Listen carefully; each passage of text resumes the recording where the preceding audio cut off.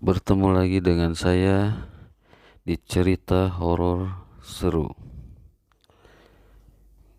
Kali ini saya akan coba menceritakan tentang penghuni pohon belimbing. Lokasi dan kejadian serta nama-nama di dalam cerita ini sengaja disamarkan. Oke, kita langsung saja ke inti cerita ini. Jadi, beberapa bulan yang lalu, ada seorang teman kerja saya yang mengirimi saya beberapa video yang berisikan cuplikan seseorang yang sedang kerasukan. Dan katanya orang tersebut kerasukan setelah menuangkan racun tumbuhan yang bertujuan untuk mematikan pohon yang berada tepat di depan rumahnya. Kita sebut saja nama bapak yang kerasukan ini Pak Karso. Pak Karso ini sebenarnya tak ingin meracuni pohon belimbingnya. Namun karena sudah terlalu besar dan banyak warga sekitar yang mengaku pernah melihat penampakan di pohon tersebut, membuat Pak Karso terpaksa menyiram racun pada pohon itu agar pohon tersebut mati. Akan tetapi setelah ia menyiram racun tersebut, Pak Karso tiba-tiba saja kerasukan dan tubuhnya terus bergetar dengan pandangan mata yang selalu melihat ke arah atas. Dan pihak keluarga pun menjadi cemas saat Pak Karso kerasukan. Dan untung saja ada guru ngaji setempat yang membantu meruqyah Pak Karso hingga bisa tersadar kembali. Keesokan harinya, Pak Karso merasakan sakit pada kepala bagian belakangnya. Dan tiba-tiba saja Pak Karso pingsan. Setelah beberapa menit pingsan, akhirnya Pak Karso tersadar dan pada saat itu ia kesulitan menggerakkan seluruh bagian tubuhnya. Ia hanya dapat mengelipkan matanya saja. Karena kondisi Pak Karso semakin parah, pihak keluarga pun segera membawanya untuk dirawat di rumah sakit. Sesampainya di rumah sakit, Pak Karso dinyatakan mengalami stroke. Dan semakin hari tubuh Pak Karso semakin melemah hingga akhirnya ia pun koma dan harus mendapatkan perawatan di ruang ICU. Keluarga Pak Karso yang terdiri dari istrinya yang kita sebut saja Bu Ayu dan seorang anak laki-laki mereka yang kita sebut saja Radit senantiasa menunggu perkembangan Pak Karso di ruang tunggu rumah sakit tersebut. Dengan harapan Pak Karso bisa kembali pulih seperti sedia kala. Namun takdir berkata lain. Setelah 13 hari dirawat di ruang ICU, Pak Karso dinyatakan meninggal dunia. Pihak keluarga pun amat sangat terpukul atas kepergian Pak Karso. Kesedihan menyelimuti mereka. Singkat cerita, jenazah Pak Karso pun dihantarkan oleh ambulans ke rumah duka untuk segera disolatkan dan dikebumikan. Setelah acara pemakaman Pak Karso selesai, para tamu pun berpamitan pulang dan hanya menyisakan sanak saudara Pak Karso yang masih berkumpul di rumah duka untuk menghibur istri dan anak Pak Karso. Dan ketika semua saudaranya Pak Karso pulang, Ibu Ayu dan Radit pun beristirahat. Akan tetapi sekitar jam 2 malam, Radit terbangun tanpa hal yang jelas. Ia merasa tubuhnya panas seperti sedang demam. Dan ketika Radit mencoba untuk tidur lagi, ia sayup-sayup mendengar suara tangisan seorang wanita. Awalnya ia mengira itu adalah suara tangisan ibunya. Namun setelah Radit cek ke kamar ibunya, ternyata ibunya sedang tertidur pulas. Radit pun mulai gelisah bercampur takut mendengar suara tangisan tersebut, yang semakin lama semakin terdengar sangat sedih. Ia pun mencoba mencari tahu sumber suara itu, dan tak lama ia pun berhasil menemukan sumber suara tersebut. Ternyata suara tangisan itu berasal tepat dari depan rumah Radit. Radit mengintip dari celah-celah jendela dan ia melihat sesosok wanita berbadan besar dan memiliki rambut yang berjuntai ke tanah. Sosok itu terlihat seperti kuntilanak. Sosok itu berjalan sangat pelan, mengelilingi pohon belimbing yang sudah mati dan dedaunan pohon itu telah gugur berserakan di tanah. Badan Radit mulai mengeluarkan keringat karena saat itu ia merasa seperti terpaku dan tak dapat menggerakkan badannya. Mungkin itu karena ia sangat ketakutan. Dan tiba-tiba saja sosok kuntilanak itu melihat tajam ke arah Radit. Pandangan matanya seakan-akan sangat marah, dan sontak saja hal itu langsung membuat Radit pingsan. Keesokan paginya sekitar jam 5 pagi, ibunya kaget karena Radit tak ada di dalam kamarnya.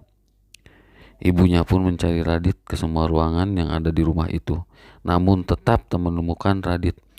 Hingga pada akhirnya Bu Ayu menemukan Radit tergeletak pingsan tepat di bawah pohon belimbing tersebut. Bu Ayu pun histeris dan dia segera menghampiri Radit sambil berteriak minta tolong, karena saat itu wajah Radit terlihat sangat pucat dan bibirnya membiru. Warga sekitar pun yang mendengar teriakan meminta tolong segera mendatangi rumah Ibu Ayu, dan mereka segera membawa Radit masuk ke dalam rumah dan segera mengkompresnya menggunakan air hangat karena saat itu badan Radit terasa sangat dingin. Dan dikarenakan kondisi Radit semakin memburuk, para warga sekitar pun sepakat untuk mengantarkan Radit ke puskesmas terdekat. Setelah mendapatkan perawatan, alhamdulillah Radit kembali sadar dan kondisinya berangsur-angsur membaik. Setelah pulih, Radit pun diizinkan untuk pulang. Dan disinilah bencana selanjutnya terjadi. Sesampainya di rumah, Radit langsung mendatangi sesepuh yang ada di kampungnya untuk meminta bantuan untuk memberantas dedemit yang penghuni belimbingnya itu. Dan sesepuh di kampungnya itu pun mau, dan mereka segera menyiapkan alat-alat yang dibutuhkan untuk melakukan ritual pengusiran setan. Setelah semua perlengkapannya siap, Radit dan sesepuh kampung itu bergegas ke rumah Radit dan mulai melakukan ritual pengusiran dan sekaligus menebang pohon tersebut. Ada banyak warga sekitar yang membantu mereka, dan sang sesepuh kampung itu mulai melakukan aksinya. Ia mengelilingi pohon tersebut dengan dupa, dan setelah semua dupa dinyalakan, sesepuh tersebut mengikatkan sebuah tali kuning di badan pohon tersebut sambil membaca mantra. Radit pun mulai memanjat pohon tersebut dan ia mulai menebang pohon itu. Namun tak lama Radit yang sedang asyik menebang itu kehilangan keseimbangan dan ia langsung terjatuh dari pohon yang kira-kira tingginya sekitar 8 meter tersebut. Radit yang terjatuh langsung tak sadarkan diri. Dari hidungnya tampak mengeluarkan darah. Semua warga panik dan langsung menaikkan Radit ke sebuah mobil pick up untuk membawanya ke rumah sakit, yang lokasinya lumayan jauh dari rumah Radit. Di perjalanan, Radit sekali mengeluarkan darah dari hidung dan mulutnya. Sesampainya Radit di rumah sakit, langsung ditangani oleh dokter di ruangan UGD. Setelah mendapatkan perawatan selama 3 hari, Radit pun akhirnya sadar. Namun belum bisa berbicara, ia hanya bisa sesekali mengedipkan mata. Dan pada akhirnya Radit dinyatakan lumpuh karena benturan keras di bagian tulang ekornya. Dan itu mengakibatkan seluruh bagian tubuh Radit tak dapat digerakkan. Dikarenakan keterbatasan biaya, Radit pun diputuskan untuk dirawat di rumahnya saja oleh ibunya. Setelah beberapa hari Radit dirawat di rumah, aku dan temanku pun berkunjung ke rumahnya. Aku berkunjung ke sana atas ajakan temanku. Ia terus memintaku untuk ke sana dan karena tak enak terus menolak ajakannya, aku pun akhirnya mengiyakannya. Tapi aku yang merasa tak bisa membantu apa-apa lagi, berusaha menolak ajakan itu. Namun temanku terus berusaha untuk membujukku agar mau ikut dengannya.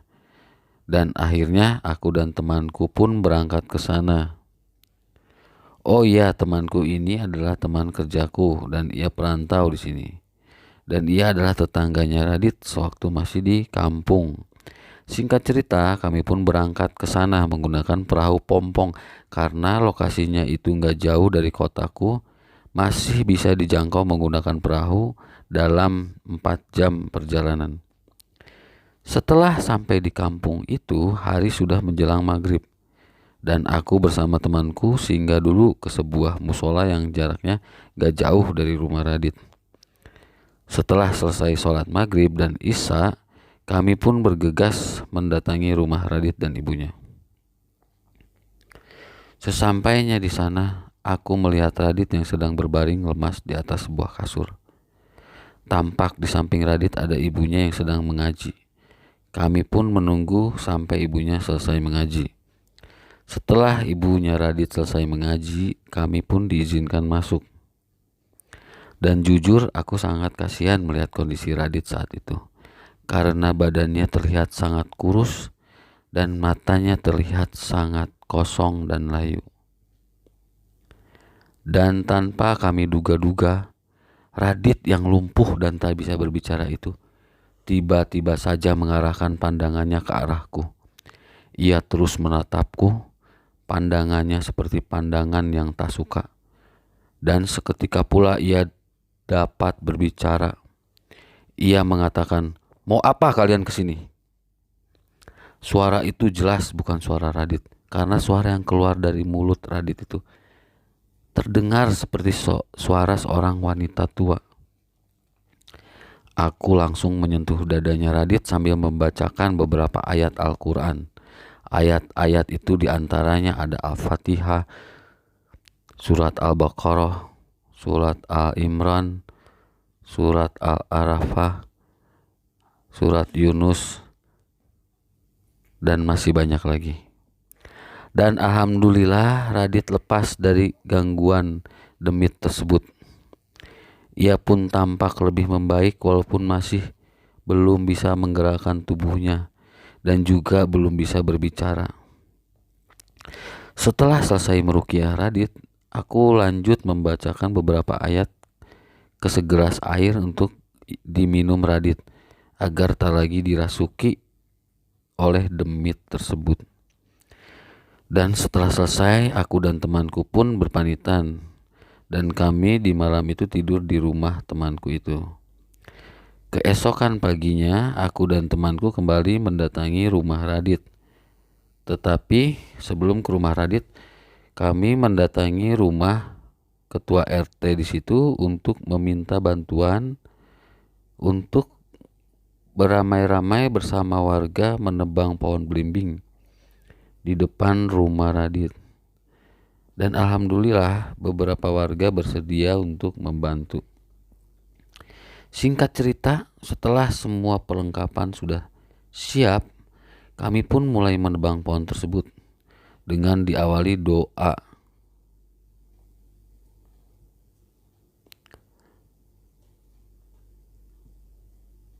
Setelah selesai membaca doa, kami langsung menebang habis pohon itu. dan dahan-dahan hasil potongannya langsung dibakar habis hingga menjadi abu.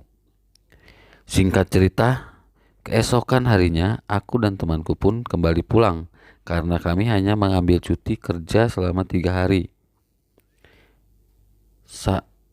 Singkat cerita, Sabtu bulan berlalu. Saat lebaran kemarin, Radit dan ibunya datang ke rumahku untuk bersilaturahmi.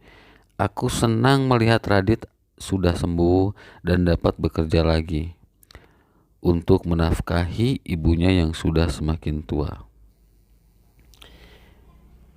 Sampai di sini cerita horor seru. Semoga kita bisa bertemu lagi di cerita horor lainnya. Terima kasih.